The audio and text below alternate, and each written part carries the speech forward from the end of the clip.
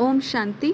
आज 25 मई 2025 बाबा के महावाक्य रिवाइज्ड कोर्स है। 4 सितंबर 2005 और मुरली का सार है, शिक्षा के साथ क्षमा और रहम को अपना लो, दुआएं दो, दुआएं लो, तो आपका घर आश्रम बन जाएगा। आज बाप दादा सर्व बच्चों के मस्तक में प्योरिटी की रेखाएं देख रहे हैं, क्योंकि ब्राह्मण जीवन का फाउंडेशन है ही पवित्रता। पवित्रता की रेखाएं कौन सी है जानते हो? पवित्रता सर्व को प्रिय है। पवित्रता सुख, शांति, प्रेम, आनंद की जननी है। पवित्रता मानव का सच्चा श्रृंगार है। पवित्रता नहीं तो मानव जीवन का मूल्य नहीं। जैसे देखते हो देवताएं पवित्र हैं, इसलिए ही माननीय और पूजनीय है। पवित्रता नहीं तो मानव जीवन को आजकल देख रहे हो। बाप दादा ने आप सभी बच्चों को ब्राह्मण जीवन का वरदान यही दिया, पवित्र भव, योगी भव। जिस आत्मा में पवित्रता है उसकी चाल, चलन, चेहरा चमकता है, इसलिए पवित्रता ही जीवन को श्रेष्ठ बनाने वाली है। वास्तव में आप सब बच्चों का आदि स्वरूप ही पवित्रता है, अनादि स्वरूप भी पवित्रता है। ऐसी पवित्र आत्माओं की विशेषताएं उनकी जीवन में सदा पवित्रता की पर्सनालिटी दिखाई देती है। पवित्रता की रियलिटी, पवित्रता की रॉयल्टी चेहरे और चाल में दिखाई देती है। यह रेखाएं जीवन का श्रृंगार है। रियलिटी है मैं अनादि आदि स्वरूप, इस स्मृति से समर्थ बन जाता है। रॉयल्टी है स्वयं भी स्वमान में और हरेक को सम्मान देकर चलने वाला। पर्सनालिटी है सदा संतुष्टता और प्रसन्नता, स्वयं भी संतुष्ट और अन्य को भी संतुष्ट करने वाले। पवित्रता से प्राप्तियां भी बहुत हैं। बाप दादा ने आप सभी बच्चों को क्या क्या प्राप्तियां कराई हैं वह जानते हो ना? कितने खजानों से भरपूर किया है। अगर प्राप्तियों को स्मृति में रखें तो भरपूर हो जाएं। सबसे पहला खजाना दिया है ज्ञान का खजाना, जिससे जीवन में रहते दुख अशांति से मुक्त हो जाते। व्यर्थ संकल्प, नेगेटिव संकल्प, विकल्प, विकर्म से मुक्त हो जाते हो। अगर कोई भी व्यर्थ संकल्प व विकल्प आता भी है तो ज्ञान के बल से विजयी बन जाते हैं। दूसरा खजाना है याद, योग, जिससे शक्तियों की प्राप्ति होती है और शक्तियों के आधार से सर्व समस्याओं को, सर्व विघ्नों को सहज पार कर लेते हैं। तीसरा खजाना है धारणाओं का, जिससे सर्व गुणों की प्राप्ति होती है। और चौथा खजाना है सेवा का, जिससे सेवा करने से जिसकी सेवा करते हो उसकी दुआएं मिलती हैं, खुशी प्राप्त होती है। इतने खजाने बाप द्वारा सभी बच्चों को प्राप्त होते हैं। बाप सभी को एक जैसे ही खजाने देते हैं, कोई को कम कोई को ज़्यादा नहीं देते हैं, लेकिन लेने वालों में फ़र्क हो जाता है। कोई बच्चे तो खजाने को प्राप्त कर खाते पीते मौज करते और फिर मौज में ख़त्म कर देते हैं, और कोई बच्चे खाते पीते मौज करते जमा भी करते हैं, और कोई बच्चे कार्य में भी लगाते लेकिन बढ़ाते जाते हैं। बढ़ाने की चाबी है खजाने को स्वयं के प्रति और दूसरों के प्रति यूज़ करना। जो यूज़ करता है वह बढ़ाता है। तो अपने आप से पूछो कि यह विशेष खजाने जमा है? जमा है क्या कहेंगे, हाँ या थोड़ा थोड़ा? जिसके पास यह खजाने जमा है वह सदा भरपूर रहता है। देखो कोई भी चीज़ भरपूर रहती है ना तो हलचल नहीं होती है, अगर भरपूर नहीं होती तो हलचल होती है, हिलती है। कोई भी चीज़ को अगर पूरी रीति से भर नहीं दो तो वह हिलती है। तो यहाँ भी अगर सर्व खजानों से भरपूर नहीं है तो हलचल होती है। सदा यह नशा रहे कि बाप के खजाने मेरा जन्म सिद्ध अधिकार है। बाप ने दिया, आपने लिया, तो सब खजाने किसके हुए? आपके हो गए ना। तो जिसके पास खजाने हैं वह कितना नशे में रहता है। जैसे छोटा सा राजा का लड़का राजकुमार होता है, पता भी नहीं होता है कि बाप के पास क्या क्या खजाना है, लेकिन नशा रहता है कि बाप के खजाने मेरे खजाने हैं, और खजाने की खुशी में रहता है। अगर खुशी कम रहती है तो उसका कारण क्या होता है?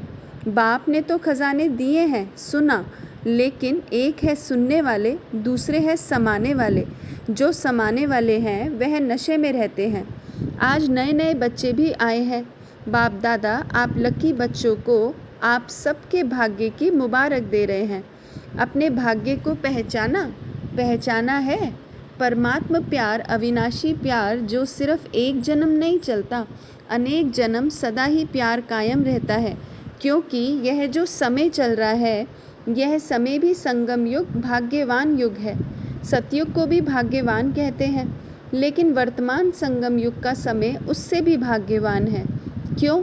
इस संगम युग में ही बाप द्वारा अखंड भाग्य का वरदान वर्षा प्राप्त होता है। तो ऐसे संगम युग में, भाग्यवान समय में आप सभी अपना भाग्य लेने के लिए पहुंच गए हो। बाप दादा बच्चों को बहुत एक सहज पुरुषार्थ की विधि सुनाते हैं। सहज चाहते हो ना, मुश्किल तो नहीं चाहते हो ना। इन बच्चों को माना पुरानों को तो भाग्य की सहज विधि मिल गई है, मिली है ना। सबसे सहज और कुछ भी नहीं करना, सिर्फ एक बात करना। एक बात तो कर सकते हो ना, हाँ करो या ना करो।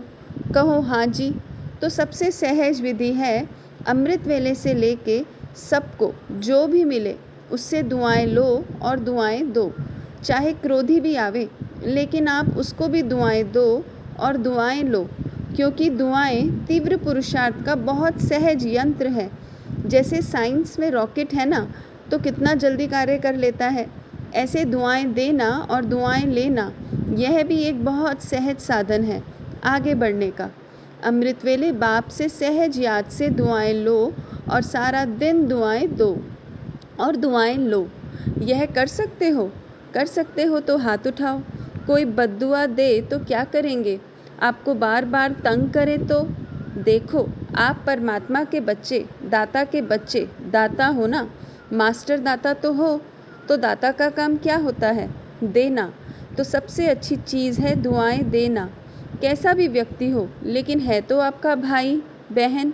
परमात्मा के बच्चे तो भाई बहन हो ना। तो परमात्मा का बच्चा है, मेरा ईश्वरीय भाई है, ईश्वरीय बहन है। उसको क्या देंगे? बद्दुआ देंगे क्या? बाप कभी बद्दुआ देता है? देगा? देता है? हाँ या ना? हाँ ना करो, बहुत खुश रहेंगे। क्यों? अगर बद्दुआ वाले को भी आप दुआ देंगे, वह दे ना दे, लेकिन आप दुआ लेंगे, तो दुख क्यों होगा?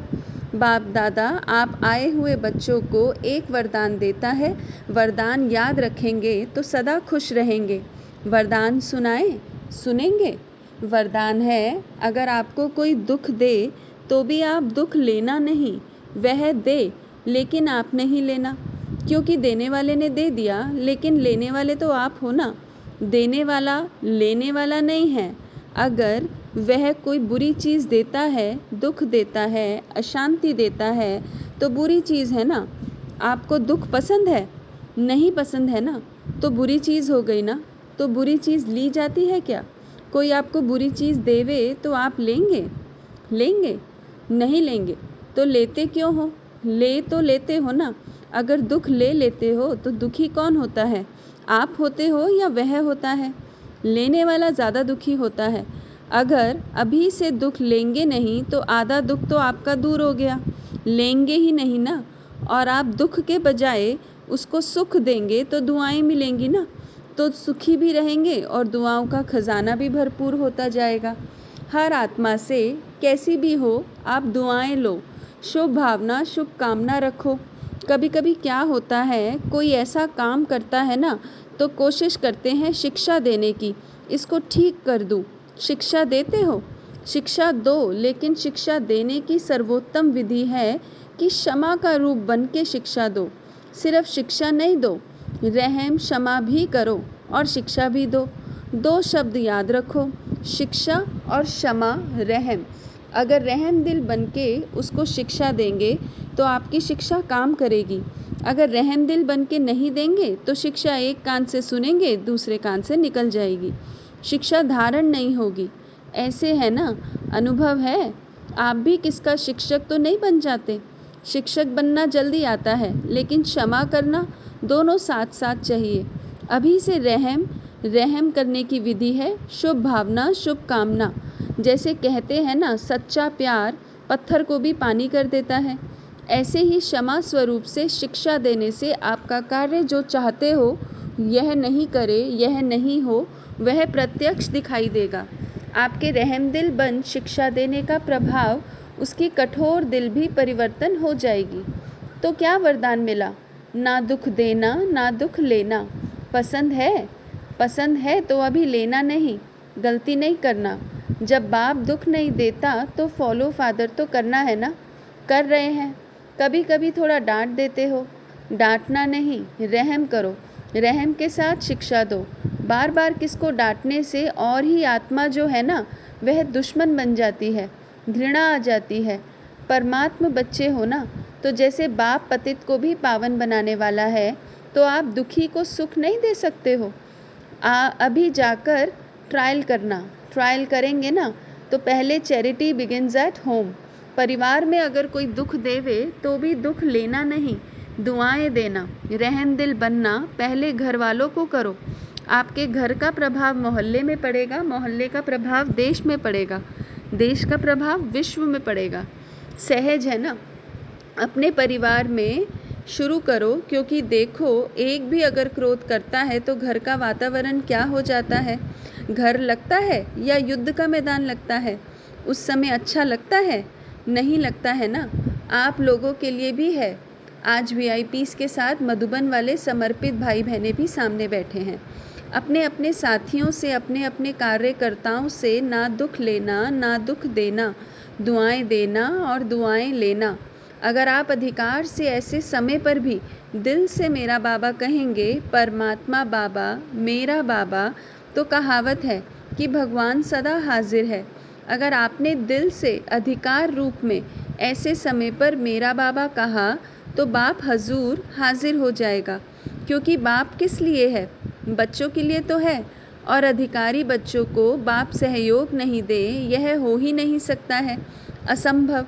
तो परिवर्तन करके जाना, जैसे आए वैसे नहीं जाना, परिवर्तन करके ही जाना। क्योंकि देखो इतना खर्चा करके आए हो, टिकट तो लगी ना, खर्चा भी किया, समय भी दिया, तो उसकी वैल्यू तो रखेंगे ना। तो वैल्यू है स्व परिवर्तन से पहले घर का परिवर्तन, फिर विश्व का, देश का परिवर्तन। आपका घर आश्रम बन जाए, घर नहीं आश्रम। वैसे शास्त्र भी कहते हैं गृहस्थ आश्रम, लेकिन आज आश्रम नहीं है। आश्रम अलग है, घर अलग है। तो घर को आश्रम बनाना, दुआएं देना और लेना, यह आश्रम का कार्य है। आपका घर मंदिर बन जाएगा। मंदिर में मूर्ति क्या करती है? दुआएं देती है ना। मूर्ति के आगे जाकर क्या कहते हो? दुआएं दो, मर्सी मर्सी कह के चिल्लाते हैं। तो आपको भी क्या देना है? दुआ। ईश्वरीय प्यार दो, आत्मिक प्यार, शरीर का प्यार नहीं, आत्मिक प्यार। आज प्यार है तो स्वार्थ का प्यार है, सच्ची दिल का प्यार नहीं है। स्वार्थ होगा तो प्यार देंगे, स्वार्थ नहीं होगा तो डोंट केयर। तो आप क्या करेंगे? आत्मिक प्यार देना, दुआ देना, दुख ना लेना, ना दुख देना। देखो आपको चांस मिला है, बाप दादा को भी खुशी है। इतने जो भी सब आए हैं, भारत के करीब 250 वीआईपीज़ रिट्रीट में आए हुए हैं। इतने घर तो आश्रम बनेंगे ना, बनाएंगे ना, पक्का कि थोड़ा थोड़ा कच्चा। जो समझते हैं कुछ भी हो जाए थोड़ा सहन तो करना पड़ेगा, समाने की शक्ति कार्य में लगानी पड़ेगी। लेकिन सहन शक्ति का फल बहुत मीठा होता है। सहन करना पड़ता है लेकिन फल बड़ा मीठा होता है। तो जो पक्का वायदा करते हैं घर घर को स्वर्ग बनाएंगे, मंदिर बनाएंगे, आश्रम बनाएंगे, वह हाथ उठाओ। देखा देखी में नहीं उठाना, क्योंकि बाप दादा हिसाब लेगा ना। फिर देखकर नहीं उठाना, सच्चा सच्चा मन का हाथ, मन से हाथ उठाओ। अच्छा दादियाँ, इनको इसकी क्या प्राइज़ देंगे? हाँ बोलो, दादी इतने मंदिर बन जाएंगे तो आप उनको क्या प्राइज़ देंगी? अपने घर वालों को ले आवे। यह तो प्राइज़ नहीं दी, यह तो काम सुना दिया। फिर बाबा जो आज्ञा करेंगे, दादी ने कहा। देखो प्राइज़ तो आपको मिल जाएगी, कोई बड़ी बात नहीं है, लेकिन बोले आप जाने के बाद अपनी धारणा से परिवर्तन करना, और 15 दिन के बाद, मास के बाद अपनी रिज़ल्ट लिखना। जो 1 मास भी दुख नहीं लेगा ना दुख देगा उसको बहुत अच्छी प्राइज़ देंगे। अगर आप आएंगे तो मुबारक है, अगर नहीं आ सकेंगे तो भी सेंटर पर भेजेंगे। अच्छा, चारों ओर के देश विदेश के बच्चों की याद बाप दादा को मिली है, चाहे फ़ोन द्वारा याद भेजी है, चाहे पत्र द्वारा, चाहे दिल में याद किया है। तो बाप दादा सभी बच्चों को, चाहे भारत के चाहे विदेश के, रिटर्न में दुआएं और याद प्यार पदम गुणा दे रहे हैं। चारों ओर के परमात्म प्यार के अधिकारी बच्चों को, चारों ओर सर्व खजानों से भरपूर, निर्विघ्न, निर्विकल्प, निर्व्यर्थ संकल्प रहने वाली श्रेष्ठ आत्माओं को, साथ साथ सर्व परिवर्तन करने और कराने के उमंग उत्साह में उड़ने वाले बच्चों को, साथ साथ बाप दादा को सच्ची दिल का समाचार देने वाले सच्चे दिल वाले बच्चों को विशेष दिलाराम के रूप में, बाप के रूप में, शिक्षक के रूप में, सद्गुरु के रूप में पदम गुणा याद प्यार और नमस्ते। हम रूहानी बच्चों की रूहानी माता पिता बाप दादा को याद प्यार, गुड मॉर्निंग और नमस्ते। ओम शांति। वरदान है, भटकती हुई आत्माओं को यथार्थ मंजिल दिखाने वाले चैतन्य लाइट माइट हाउस भव। भटकती हुई आत्माओं को यथार्थ मंजिल दिखाने वाले चैतन्य लाइट माइट हाउस भव। किसी भी भटकती हुई आत्मा को यथार्थ मंजिल दिखाने के लिए चैतन्य लाइट माइट हाउस बनो। इसके लिए 2 बातें ध्यान पर रहें। पहला, हर आत्मा की चाहना को परखना, जैसे योग्य डॉक्टर उसे कहा जाता जो नब्ज को जानता है, ऐसे परखने की शक्ति को सदा यूज़ करना। दूसरा, सदा अपने पास सर्व खजानों का अनुभव कायम रखना। सदा यह लक्ष्य रखना कि सुनाना नहीं है, लेकिन सर्व संबंधों का, सर्व शक्तियों का अनुभव कराना है। स्लोगन, दूसरों की करेक्शन करने के बजाय एक बाप से ठीक कनेक्शन रखो। दूसरों की करेक्शन करने के बजाय एक बाप से ठीक कनेक्शन रखो। ओम शांति।